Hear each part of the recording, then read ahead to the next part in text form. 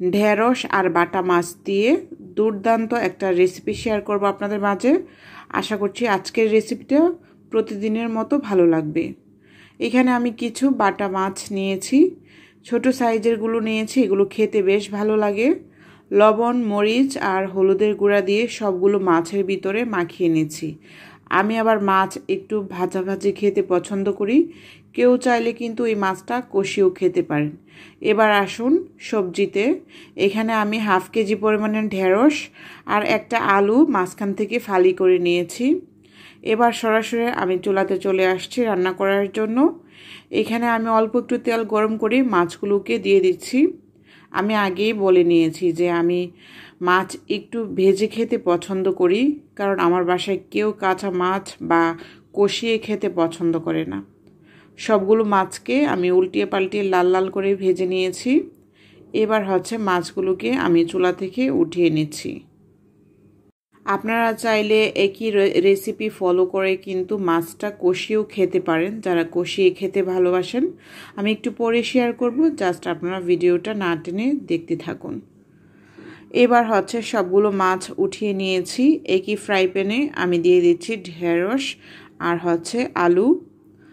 ঢেঁড়সের তরকারিতে কিন্তু আলুটা বেশ ভালো লাগে খেতে। আমি পার্সোনালি পছন্দ করি ঢেঁড়সের মধ্যে আলু খেতে। আপনারা না চাইলেও এটাও স্কিপ করতে পারেন, সমস্যা নেই। আর আলু মানেই বাঙালিরা যেখানেই থাকে সেখানেই আলু যাবে না কেন। যাই হোক, এবার আলু আর এই ঢেঁড়সগুলোকে আমি একটু লাল লাল করে ভেজে নিয়েছি। সবগুলোকে একটু সময় নিয়ে ভেজে নিয়েছি। এবার এগুলোকে চুলা থেকে উঠিয়ে নিচ্ছি। এবার কিছু পেঁয়াজ কুচি দিয়ে দিচ্ছি ফ্রাই প্যানটাতে। বেশি তেল ব্যবহার করব না, অল্প একটু তেল আর পেঁয়াজকে সুন্দর করে ভেজে নিয়েছি লাল লাল করে। অল্প একটু পানির মধ্যে কয়েকটা কাঁচামরিচ মাঝখান থেকে ফেড়ে দিয়ে দিয়েছি। হলুদের গুঁড়া আর মরিচের গুঁড়া দিয়েছি। মরিচের গুঁড়া আমি এখানে 1 টেবিল চামচ, হলুদের গুঁড়া হাফ চা চামচ আর স্বাদ মতো লবণ আর একটু টালা জিরার গুঁড়া দিয়ে দিব। সবগুলো মশলাকে এবার ভালো করে কষিয়ে নিচ্ছি। কষানো হয়ে গেলে তারপর ভেজে রাখা আলু আর ঢেঁড়সগুলোকে এ পর্যায়ে দিয়ে দিচ্ছি। এবার ঢেঁড়সগুলো ভালো করে মশলার সাথে একদম ভালো করে কষিয়ে নিতে হবে। আর মাছের তরকারিতে যত ভালোভাবে কষাতে পারবেন তরকারিটা দেখতে খেতে বেশ ভালো লাগে। সবগুলো ভালো করে কষিয়ে নিয়েছি। এবার মন মতো পানি ব্যবহার করছি। আমি তরকারিটা কতটুকু ঘনত্ব খাবো সেটার উপর ডিপেন্ড করে পানিটা ব্যবহার করছি। আপনারা আপনাদের পছন্দ মতো পানিটা দিয়ে দিবেন। তবে একটু মাখা মাখা ঝোল রাখতে চাইলে আমি এখানে 2 গ্লাস পানি ব্যবহার করেছি, আপনারাও সেটা ব্যবহার করতে পারেন। এবার ভেজে রাখা মাছগুলো দিয়ে দিচ্ছি। এই বাটা মাছগুলো কিন্তু বেশ মজার, যদিও কাটা একটু বেশি, ছোটরা খেতে চায় না, তবে ফ্রাই করে দিলে কিন্তু তারাও খায়।